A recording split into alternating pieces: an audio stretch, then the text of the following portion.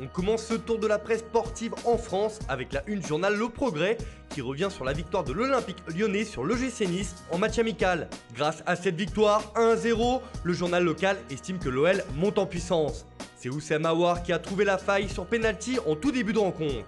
L'OL enchaîne une deuxième victoire d'affilée en amical et se prépare dans la sérénité à ses rendez-vous de fin de saison, à savoir la finale de la Coupe de la Ligue contre le PSG et le 8e de finale retour contre la Juventus à Turin.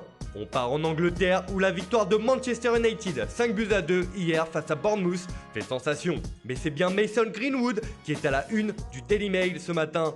Pour le quotidien britannique, le jeune attaquant de 18 ans est le nouveau prodige de Gunnar Solskjaer. Face aux Cherries, il a inscrit un doublé et a largement participé à la démonstration de son équipe.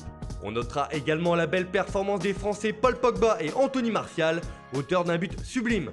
Grâce à cette victoire, les Red Devils reviennent à la 5e place au classement, à 2 unités derrière Chelsea, qui s'est également imposé hier face à Watford 3-0, avec notamment un but d'Olivier Giroud.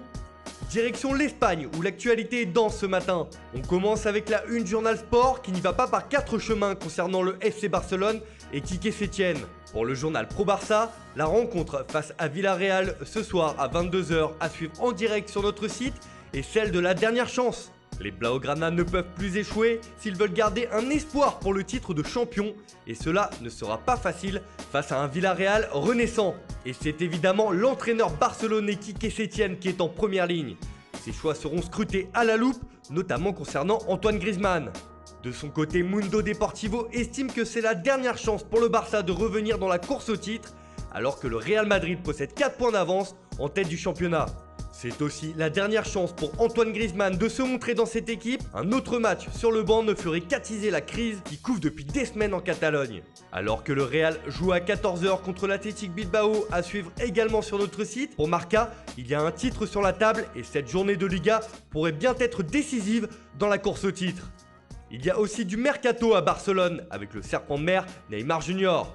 Ce matin sur son site internet, le journal AS annonce que le Brésilien a un accord avec le Paris Saint-Germain pour retourner au FC Barcelone cet été. En effet, le Barça a encore comme priorité le retour du Brésilien et le PSG serait disposé à le laisser partir contre un chèque de 170 millions d'euros. Car l'attaquant a rempli le contrat cette saison en étant impliqué avec le club de la capitale. Le feuilleton Neymar au Barça est loin d'être terminé. On file en Italie où la victoire 4-1 de la Juventus dans le derby de Turin face au Torino fait la une du Corriere dello Sport. Le quotidien transalpin estime que c'est la fuite. La Juve est à 7 points après la défaite de la Lazio 3-0 face à l'AC Milan hier soir. Le titre de Serie A ne peut échapper à la vieille dame. Cette victoire est à mettre au crédit de Paolo Dybala et Cristiano Ronaldo, auteur d'un coup franc sublime. La Juve est sans pitié et fonce vers le titre, résume le journal. Le Quotidiano Sportivo revient lui sur le record de Gianluigi Buffon, le gardien bianconeri. En effet, l'Italien est devenu hier le joueur le plus capé de toute l'histoire de la Serie A. Avec 648 rencontres dans le championnat italien, il devance une autre légende locale, un certain Paolo Maldini ou encore Francesco Totti.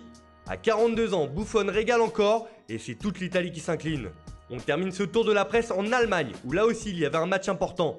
En effet, la finale de la Coupe d'Allemagne a vu le Bayern Munich écraser le Bayer Leverkusen sur le score de 4-2. Pour le journal Bild, après le championnat, le Bayern prend aussi la coupe et semble injouable sur la scène nationale. Le club bavarois réalise le doublé et vise encore plus haut avec la Ligue des Champions en août où Robert Lewandowski et ses coéquipiers ont bien l'intention de jouer les premiers rôles.